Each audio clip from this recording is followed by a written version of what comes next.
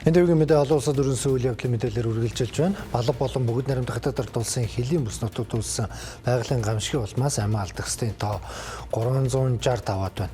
За Гямлан нуруунд мөсөн гол нурж уулын голын голдрол руу асар их хэмжээний шавар хад чулууж цөмрөн орсноор эдгээр өдрүүдэд 1000 орчим хүн. За түүний дотор 540 гаруй гадаадын иргэн сургахгүй алга болсонд тооцогдож байна. Балбын аврах багийнхан нисдэг дэрийг ашиглан амьд үлдсэн хүмүүсийг эрен хайж гамшигын голомтод тусламж хүргэж байгаа гэж нөхцөл байдал маш хүндээ хэвээр байна.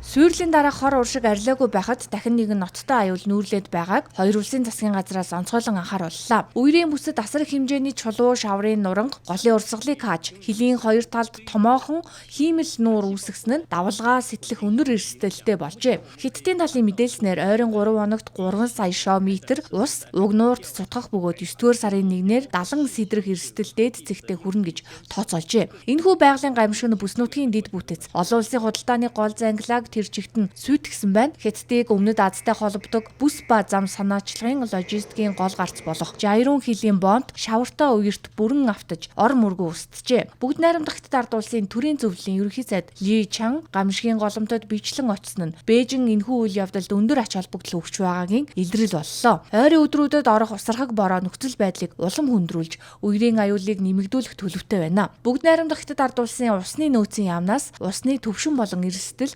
тасралтгүй өсөж байгааг сануулсны дагуу гамшигын голомтод ажиллаж байсан Балбын зарим аврах багийнхан голын сав газраас холдож илүү өндөрлөг аюулгүй бүсэд нутаг руу шилжиж эхэлжээ. Балбын ерөнхий сайд Баландра Шах гамшигт хамгийн их өртсөн Новакот дүүрэгт ажиллахаар замд гарсан бөгөөд орон нутгийн эмнэлгүүд цогцос хүлээн авах ачаалал дийлэхгүй байдалд хүрээд байна. Гамшигын үндсэн шалтгааныг эхлээд газар хөдлөлтөй холбон тайлбарлаж байсан ч энэ нь мөсөн гол болон хад чулууны асар хурдтай нуралтаас үүдэлтэй чичирхийлэл байсныг Америкийн нэгдсэн улсын геологийн судалгааны төвөөс тогтоосон. Секундэд 50 метрийн хурдтайгаар буусан энэхүү уулын нуранг нь дэлхийн дулаарл уур амьсгалын өөрчлөлтөөс үүдэлтэйгээр Гямлан өндөр уулын бүсийн мөсөн давхраг тогтвортой байдлаа алдсантай шууд холбоотой гэж эрдэмтэд дүгнэж байна. Энэ нь цаашаад уулархаг бүс нутагт ижил төстэй гинтийн гамшиг гарах эрсдлийг бодиттой харуулж байна.